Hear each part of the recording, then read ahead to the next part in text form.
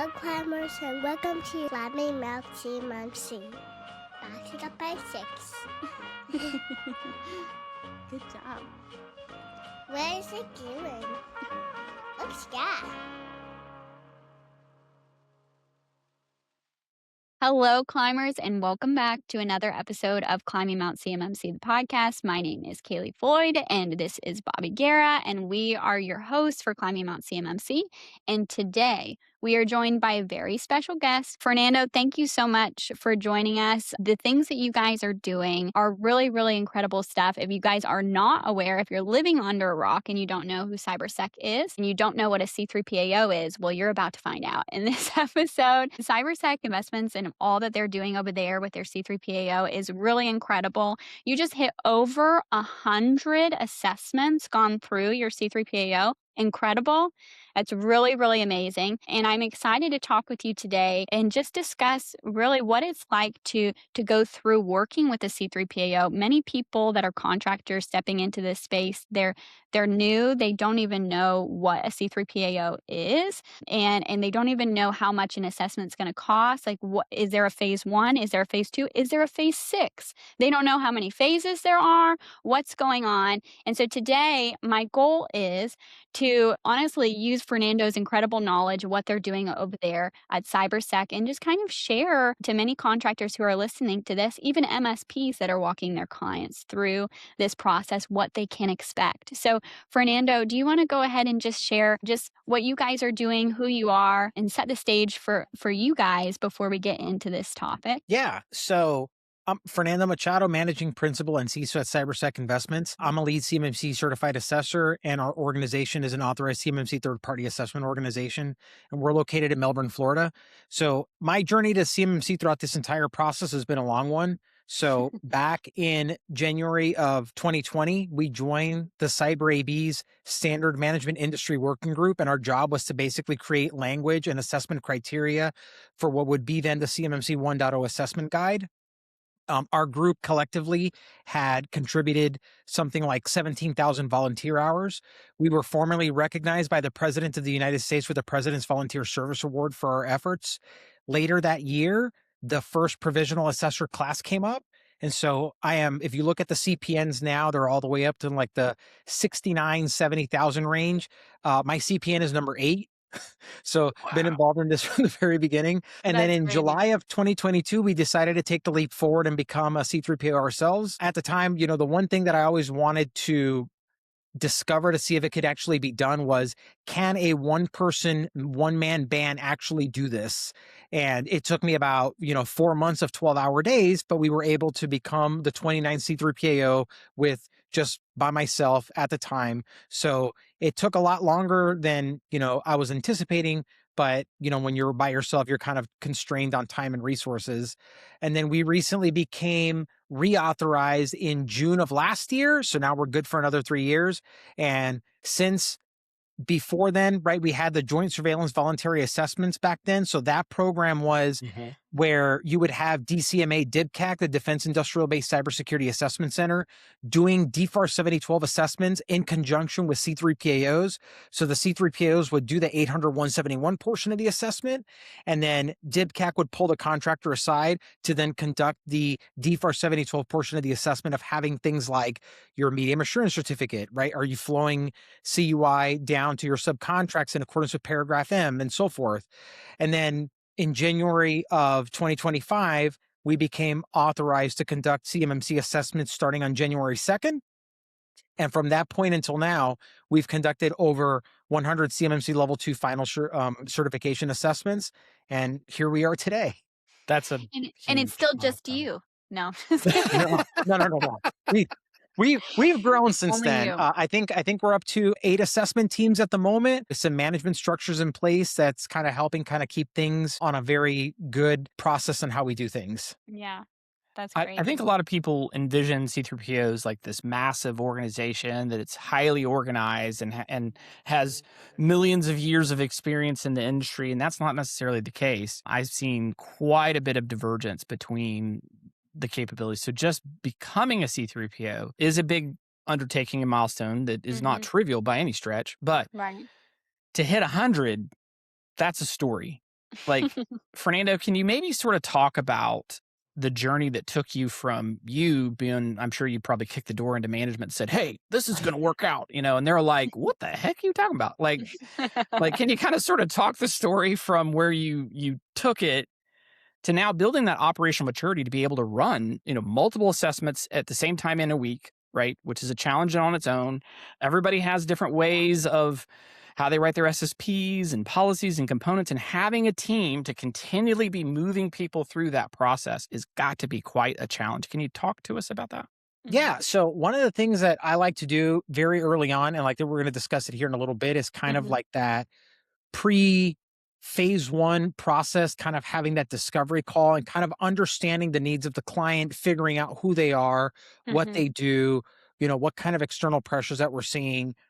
Contrary to popular belief, right? Everybody sees the 32 CFR Part 170 phase rollout. However, if you're a sub to a prime, that phase rollout doesn't really apply to you. You're beholden to the prime, so your rollout could potentially be faster. And then it was just a matter of getting the right assessment teams in place, figuring out how to not burn out assessors, because as you can imagine, assessor burnout's a real thing. And we actually had one of our assessors leave one of our competitors to come work for us because they had them working, 2 to 3 assessments a week. And this person finally did about 6 months of it and said, "I can't do this anymore. I need something with a little bit more work-life balance." Wow. And so it's taken a long time to develop these process, and we're constantly improving because as we start to do things, we start to see different environments, we start to see different scenarios, we start to adjust with those different workflows to ensure that the assessments are being concluded on time. Yeah. Well, I mean, it's like what Bobby was saying too. You can't just say, "Oh yeah, I've been doing CMMC level 2 assessments for 10 years. I've been doing them for 10 years." Yeah. If you have somebody saying that to you, they're a liar, right? So that's not real. You couldn't be doing that for that long. So, I mean, you bring up a great point of like part of the way that you are successful too, Fernando, and even we're experiencing on even just a service provider side is you have to learn as you go and be able to adapt and be able to see what you can get better on and what you can dive more into. And I'm really excited to talk about this. Just really, we're going to not go too in depth because we only have a certain amount of time, but for somebody who is new to the C3PAO discussion, which there are still many of them out there, Right. they can kind of get a better understanding of what their timeline or their map looks like of the journey that they're going to go down. We can't have an exact timeline, obviously, because everybody's a little bit different. But I want to start by talking about the CAP, the CMMC assessment process, because first off, you know it like the back of your hand, and I fear you could quote the entire thing right here and right now. Please don't. We don't have the time. But for people who are new to this space, can you sort of set the stage for understanding what the CMMC assessment process is for and going into phase one, how you can utilize that and understand what you're looking at? Yep. Yeah. So you've got the CAP, right, which stands for the CMMC Assessment Process Document. It's a document that's sanctioned by the Cyber AB, and it basically instructs C3PAOs a pretty uniform way on how assessments are supposed to be conducted when we conduct CMMC level 2 assessments. And it's broken up into 4 phases, right? So phase 1, you've got your pre-assessment activities. Phase 2, you've got assessing conformity to the requirements. Phase 3 is closing out any POAMs. And then phase 4 is issuing the certificate. And so we have to follow all these different steps in the CAP. So when we get to phase 1, that's what we're doing at that point is this is a pre-assessment part of it, right? We're reviewing your system security plan, your policies, your procedures. And at this time, we're not necessarily evaluating the content of your documentation. We're just saying, is there enough documentation and artifacts here to even continue and proceed with an assessment? If that is not the case, then what ends up happening is we issue what's called a adverse determination of assessment readiness. So if the organization is not ready to move forward with a level 2 assessment, we have to fill out a document called a pre-assessment form, which ends up getting uploaded into the CMMC version of EMAS, regardless if the OSC is ready or not.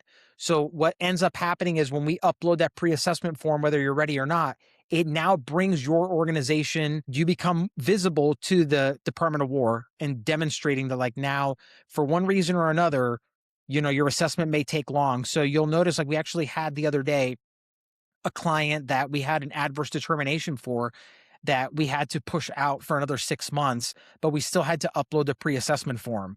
And about a couple of weeks ago, the CMMC EMAS team said, hey, what's going on with this organization? Because we noticed that you uploaded the document, and we said they've just been moved to another date because of the adverse determination of assessment readiness, and they left it alone. So the CMMC EMAS team, they are very much aware of organizations that get uploaded into that. And that could be some foreshadowing. Yeah, I was going to say. That's what I was going to say. That's what I was going to say. Right?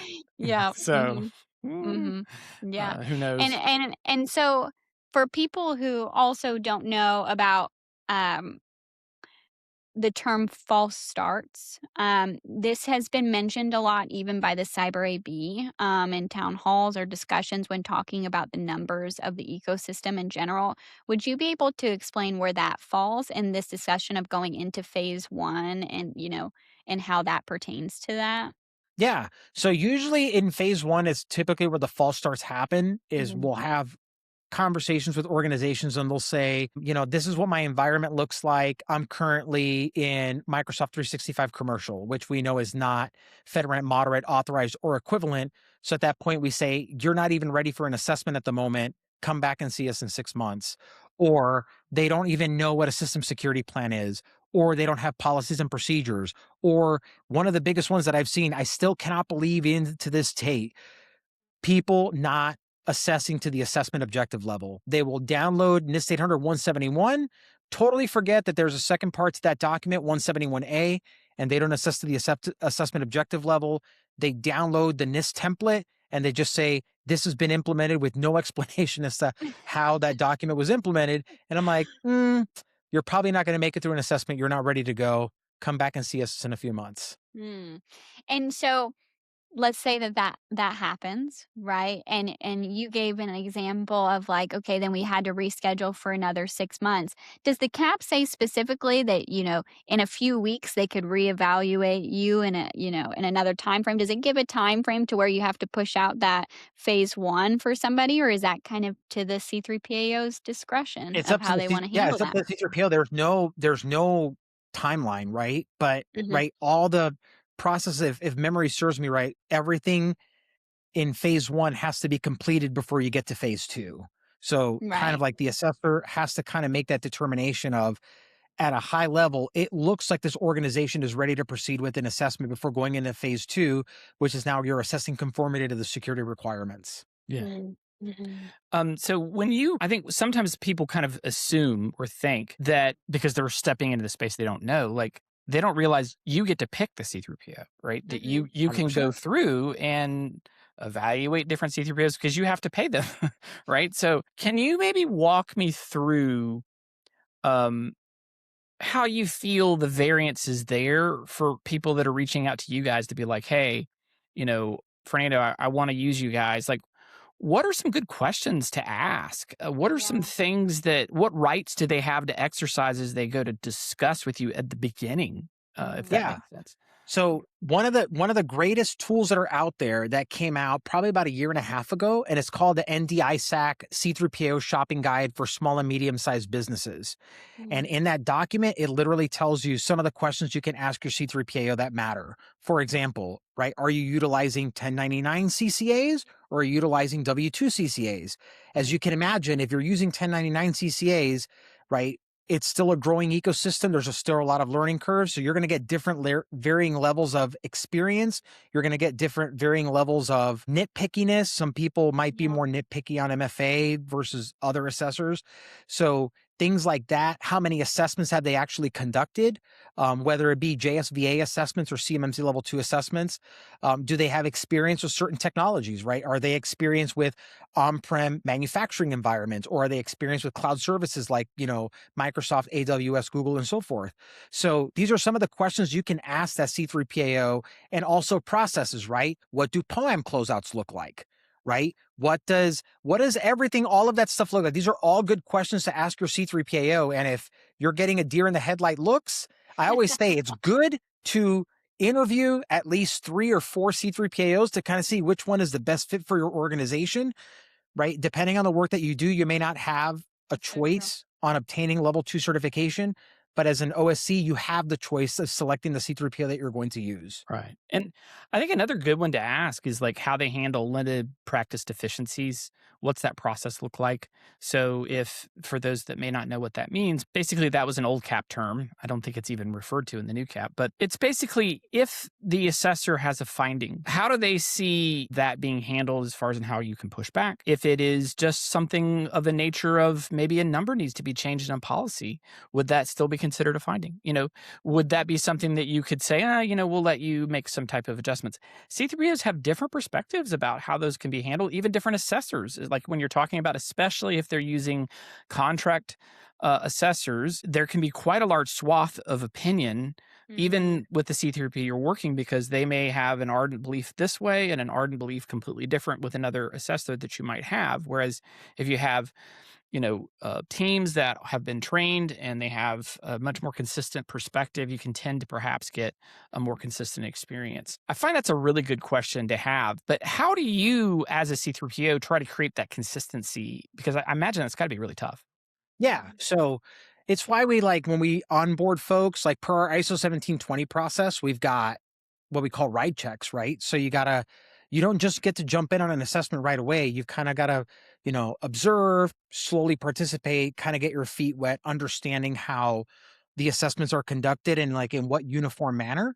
And from that point forward, right, before we actually allow them to go actually conduct assessments, they've got to pass, our ISO 1720 internal audit checks of making sure that they're good to go. Regarding the 10-day reevaluation period, I think, which is what you're talking about, the rule says if a security requirement is deemed to be marked as not met, we can reevaluate that security requirement during the course of the assessment and up to 10 business days after, provided there's 3 criteria.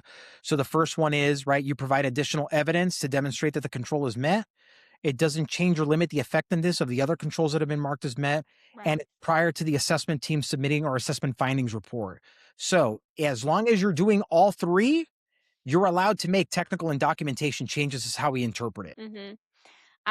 I really, really hope that people that are choosing a C3PAO or even our MSPs that are working alongside an OSC, like as an external service provider, truly, truly hear how important these questions are. And there is a healthy fear with stepping into this with your OSC, because it would really suck to figure out some of these things during an assessment. It would really suck to have a false start. You don't also, as the MSP coming from an external service provider, for it to be partly your fault that your client didn't go through because you didn't set them up for success. And also too, there are situations where it's not even necessarily something as drastic as you're in a commercial container from Microsoft and you're not in GCC or GCC High, but instead it could be something like the assessor doesn't really understand the environment that you've set up for your client and is asking these questions that make no sense to what you've done. And now you're fumbling, trying to make this assessor understand your environment in such a way. And, you're doing it in front of your client as the MSP. And that is not a good place to be in, We've taken the position internally, right? Because it's not a requirement for MSPs to be level 2 certified, but we've made an internal decision that if a client comes from a non-certified MSP, we will not take that client on. Ooh, We've had situations where we've had to turn 5 clients away when their MSPs came to the table, and to have to sit there, and it becomes a very awkward conversation of saying, your MSP clearly doesn't understand the requirements to help you achieve that level, and they're causing you to false start. We can't help you. Taking you on would be a waste of everybody's time and money here. So we just say, we're just simply not going to take you. And we take it from there. And, that is one of the biggest reasons why we have the success that we've been having, is we filter out a lot of the noise very early on before it gets to our assessment teams. Right. And that, I think, is a big point too. I've been on assessments where the assessor, the first time they see the SSP is as we're talking with them on day 1 of phase 1. And I'm just like, how's that happening? Like, we uploaded it like weeks before, and I'm meeting you and you're meeting the SSP at that moment. You're just like, Yeah. oh Lord, this is going to be, or the second CCA that comes in, not the lead, but the second has never looked at it, and you're just like, and they have their own sections. I've seen it done different ways with you guys, with your teams. Like, how do you have your teams as far as in how you're working? Do you have, how do you guys attack that type of approach of whether you have a lead or whether you have a CCA? How's that? Because I've seen quite a bit of variance there. Yeah, so we usually have like our assessment teams reviewing the documentation prior to the start of the assessment in order to become familiar with the environment. I think everybody does things a little bit differently. I mean, I guess there's nothing stopping a C3PAO from saying, we want to take a look at your documentation for the first time during phase 2. I guess knock yourself out. I'm all about consistency and I'm all about efficiency, right? Why have the OSC upload documentation weeks in advance if I'm only going to sit on it until day 1 of the kickoff of the assessment itself? Like that to me seems inefficient. Yeah. And one of the things that we've always tried to do is we have an assessment like prep plan document that we have to where we actually go through and we're showing these menus. Here's the specific evidence we're going to try to show. Here are the policies and procedures that are relevant to each assessment objective. And so like, as we're hitting it, like we're opening them up and we're ready to go. And like sometimes I think some organizations, and this is a good question to ask your C3PAO when you're coming in, is like, how are you guys preparing in advance? How are you going to go to do things? Because if the assessor has already done that, they're already going to fill out those fields with their initial findings of beliefs of how it's going to be. And then when they go into the assessment, if you are really ready, buddy, you can smoke through an assessment because the assessor already has their questions of what they're doing. They have the specific, because you have examine, interview, and test, right? So the assessor knows the tests that they're going to want to do. But if you already have your tests that you're going to show them, they'll be like, okay, well, show me your test. And then you can like, pop, pop, pop, pop, pop, pop, pop. You can really fly through. I've seen assessments really crawl and fly. And a lot of it has to deal with preparation for both the MSP as well as the C3PAO. It's really interesting. One of the things that we did internally, like this was just from like my experience of working with the joint surveillance assessments back in the day. And what we used to basically go through our assessment ourselves is we created what I like to call the poor man's GRC tool. It was a OneNote document that we called the assessor's playbook. And in there, it's basically a OneNote document that says, go take a look. We're going to want to see screenshots of these assessment objectives, package it all together, send it over to us. So like now at a high level, the assessment team can say, oh, I'm looking at that and I could see how there's everything that's in there before we even start going through a lot of the assessment. That's great. I mean, that proves you already learned that from JSBA. It's like that's, things that you took from already previously that you're already applying to level 2 certifications now. And it's free. You can go onto our website right now and download it for free. Oh, it was cool. like, it's just a way for people to just organize their artifacts to provide to us. Yeah. So when someone's like first reaching out to you, like what are the types of things that you want to see from them to provide to you? Like what are key documents or components you're like, before you even pick up the phone to call me, have these ready, and they better not be on a napkin written in crayon, right? Like it's going to have to be something of substance. Yeah. So usually on that call I tell them, hey, be prepared to show us your SSP, show us your policy, show us your procedures, show us any artifacts that you have supporting your environment. And that's like all the stuff that we're going to want to see when we actually have that call with them. One of the things you'd said before is like an example of that scoping problem would be like, here's my Microsoft commercial tenant. That's you scoped it wrong right then. And that's why you said 6 months, right? Because that takes some time to convert and move the data. What are typical scoping mistakes that you see people make that, obviously a non CUI acceptable environment? What are some other mistakes that you see people in scoping make? So we see first, right, Microsoft 365, right? That's obviously not a good one. No lack of shared responsibility matrix. Like they'll say, this is my MSP. They don't even have a service level agreement in place. Not even that.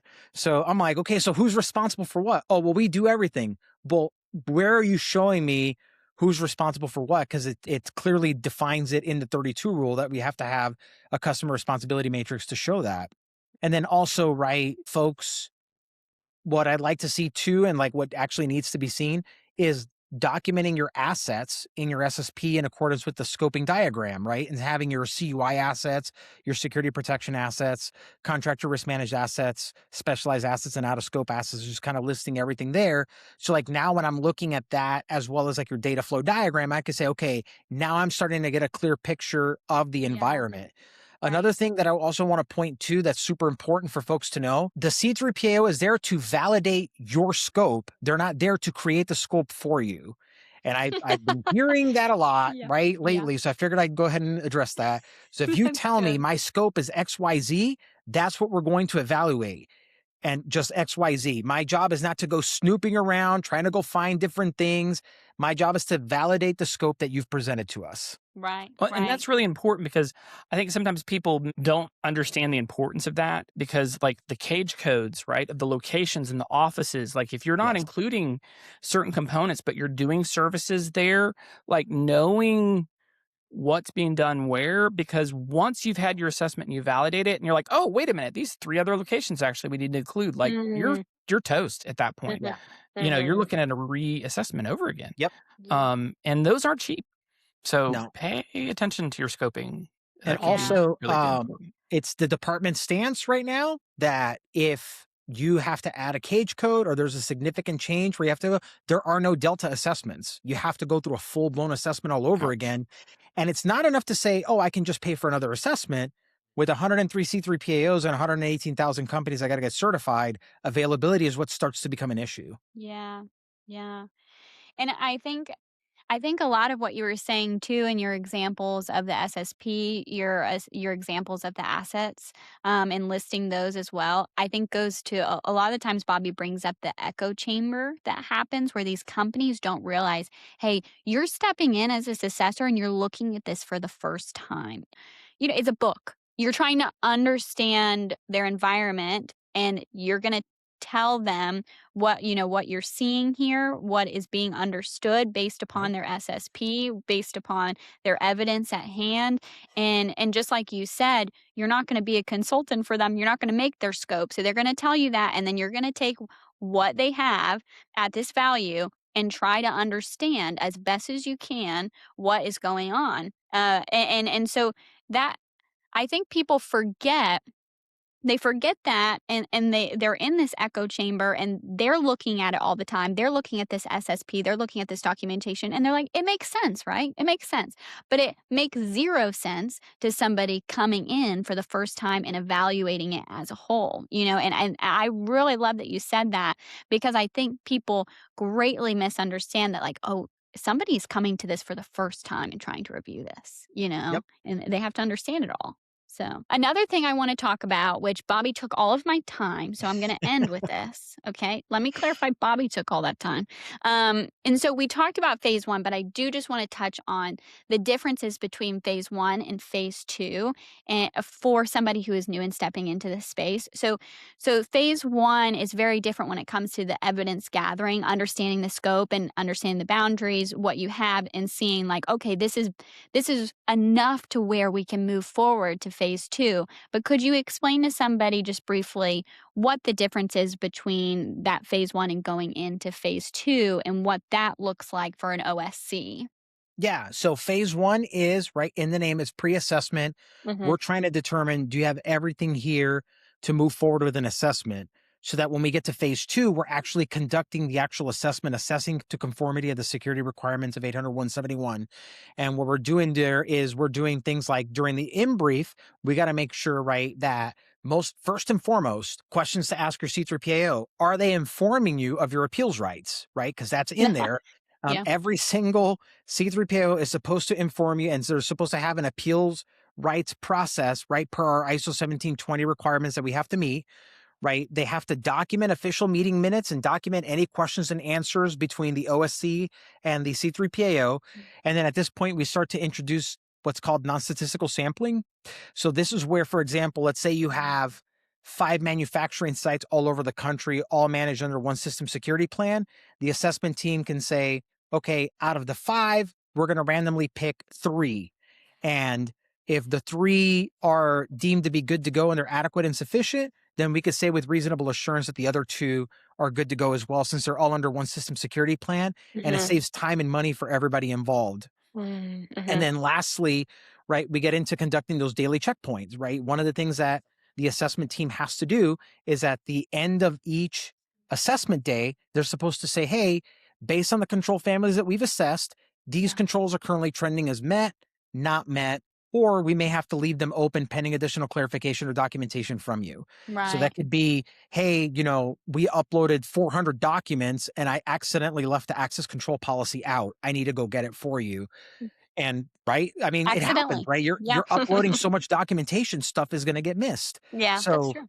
and they're like, okay, yeah, you've got it, right? And so, just providing it at a later time, and then you'll get kind of instructions from your assessment team on how to provide that to them. And understanding that from your C3PO that you're trying to pick would be a great question for sure. And we talked about that before. That we've seen some people attempt this in odd ways. So I think being able to understand how they conduct those daily checkpoints and those meetings would be very helpful as well. It's not consulting. It's not like they're telling you how to do your job. It just understanding how they do their business, and I think that's fine.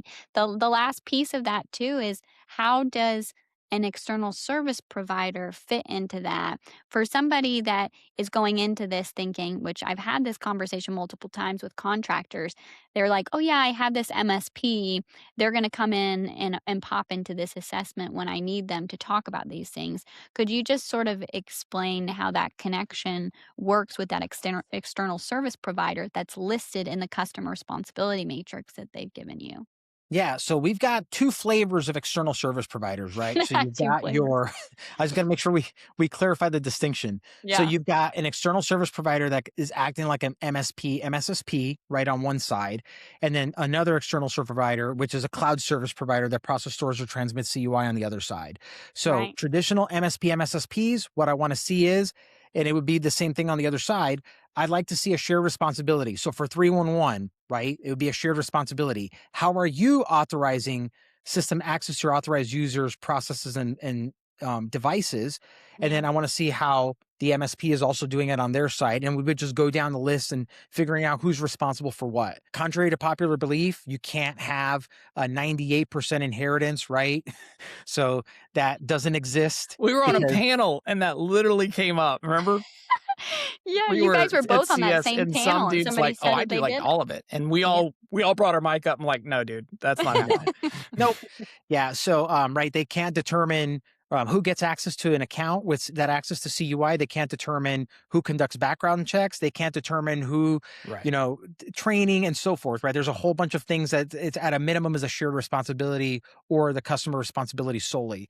Right. And then on the cloud service provider side, right, if they're going to be using that external cloud service provider to process or transmit CUI, they either A, have to be FedRAMP moderate authorized on the FedRAMP marketplace, not FedRAMP ready, not FedRAMP in process. They have to be FedRAMP moderate authorized, or B, they have to be FedRAMP moderate equivalent in accordance with DoD's December 2023 memo, in which it is a 100% compliance with the latest FedRAMP requirements conducted by a FedRAMP 3 PAO, and there's a body of evidence that they have to provide. Well, I think it's important to understand the relationship, like you were talking about too, Fernando, is what is the MSP and MSP's relationship during that critical piece?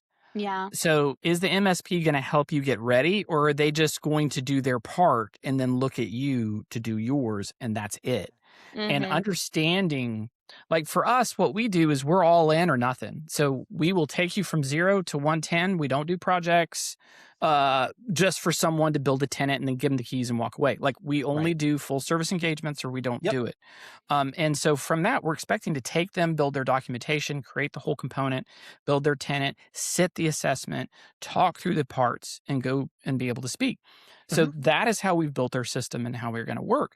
But understanding the relationship, because I think sometimes we've had companies come to us and they've had some horror stories because they made assumptions about how that was going to actually happen, only to discover when it's too late, that it actually, in fact, it's just a relationship where they're going to look at you and you have to do your part. And and that's fine, but you need to know that engagement going in. And it's sad. Sometimes it's being discovered by you guys during the initial discussion process. And we work even with the client about how to build the evidence package to upload, because so much of the stuff is technical from our part. The client can't even get access to those components to upload those, because we have the relationship and the MSP that, as the matrix, that's our responsibility. So we have to own that. And so even in that final days and week before the assessment, how's that MSP going to help you build your evidence package? And what are they going to upload? Who's going to be responsible? Just even having those questions covered a lot of times aren't thought of, and you're trying to figure it out at the last minute. And it can be, I think I'd hate to assume this, but I would guess, Fernando, that this is why you chose CMMC level 2 certified service providers only, because some people start to learn that they have to talk in the assessment during when they first talk with you, and maybe that starts to set people up for the wrong kind of assessment and not for success. Yeah, and it's a lot of, we jokingly call it, right? CMMC is a lot like the 5 stages of grief. So a lot of the small business owners, they'll just say, "Oh, the IT guy's going to answer all the questions." I'm like, they can't. There's things that you have to do on your side of the shared responsibility that you're going to have to talk to. Right? Yeah. Both parties have, at a minimum, a shared responsibility, or there's going to be a fully customer responsible, but there should be almost equal dialogue across the board throughout the entire assessment. Absolutely. yeah, because we'll have a situation where the client has their pre-onboarding process they have to go through. And so the procedure has to speak to how they do the background screens, the agreements, the acceptable use policy of how they are going to operate. Those people sign it, then they go through the training components, then they maybe fill out a form, and then they send it to us. And now we can actually add them to the system, right? Yeah. But we can't show up at their location and be all like, "Hey, did you do that? Show me the evidence for that." They have to do that part, and chances are, the assessor is going to want them to speak at that part. Right. Yeah, and you also too, Fernando, you brought up a great point about the difference between CSPs and external service providers that are considered like MSPs and MSSPs. Another thing about cloud service providers, and you gave the example about a commercial tenant versus a GCC or GCC high tenant. Another thing you have to think about with those are tools.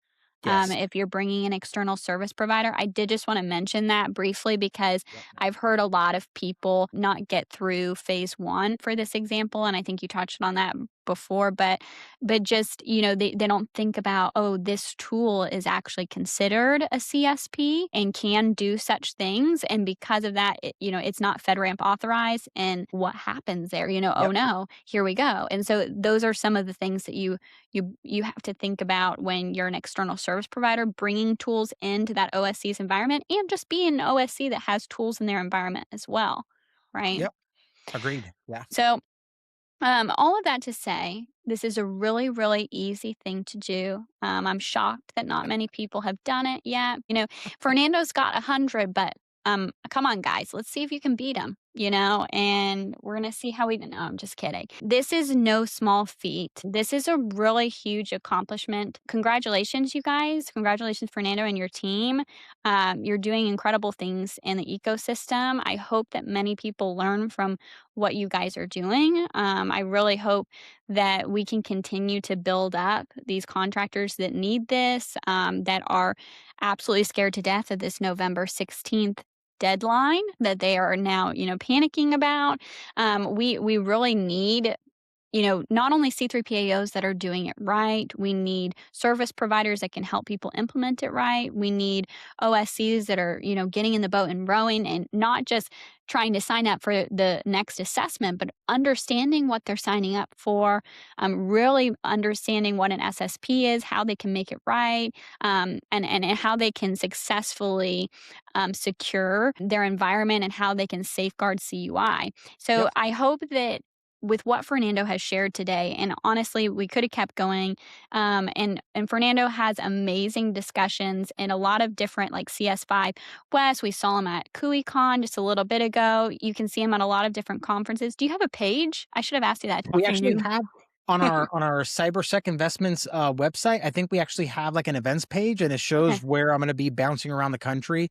There you go. So I've got speaking engagements all the way through the end of the year, and we'll see if we could fill in the rest. I have always enjoyed your speaking. The one that you did where you did the summarization of the how we kind of got there, the CMMC that you did at KuiCon was awesome. Yes.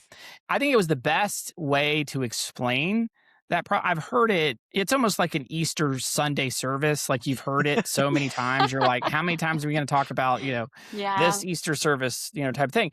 But you took something that has been covered many, many times. And I think you had a really good perspective. You did a great job of breaking it down and for the audience that needed to hear it. And so that was a really good one. So if you ever happen to hear Fernando around speaking, make sure to dip in. I give that talk, the CMMC Unraveled talk, everywhere I go around the country, because I never like to presume that everyone is aware of the CMMC requirements and kind of the history and everything behind it. So every time I go there, they're like, this is the first time I've been heard it, even though the program, right, with the CMMC accreditation body was set up in January of 2020, and people are just now starting to figure it out right now. So I never like to make that presumption, and just kind of getting them back to basics. Right. And I say, if you need help beyond the basics here, that's where they need to reach out, like folks to you guys. Mm. Yeah. And, we're all sick of hearing Jacob Horn's The History of CMMC video. Get something new out here. No, I'm just kidding. Great Yeah, dude, we I love him, really but do. I really do want to emphasize too that there are amazing resources like what you guys have on your website. You said you even had some free materials that we can link below as well that they can check out. Please, guys, don't hesitate to follow Fernando on LinkedIn, to check out what they're doing, to keep up to date, as well as check out his website and what they're doing over there. If you can learn from other people that have been doing some things before you, why not do that? I mean, that's what I would recommend. So please make sure to check that out. Again, thank you, Fernando, so much for taking the time to sit down with us. I greatly appreciate it, and I hope that many people got a lot of information and knowledge from this podcast episode. And guys, if you're listening to this every Thursday, we post a new episode, so make sure to tune in next Thursday for another one. Check out our events page if you want to stalk us as well as Fernando. But we won't be dressed as well as he is, but we're still pretty cool with cool t-shirts. Yes, Fernando will always be wearing something nice. Bobby will continue to wear his cargo pants, and that will be how it is. So make sure to find us. But yeah, guys, as always, again, remember to keep on climbing, and we'll see you next episode. See ya. Thanks for having me, guys. Bye.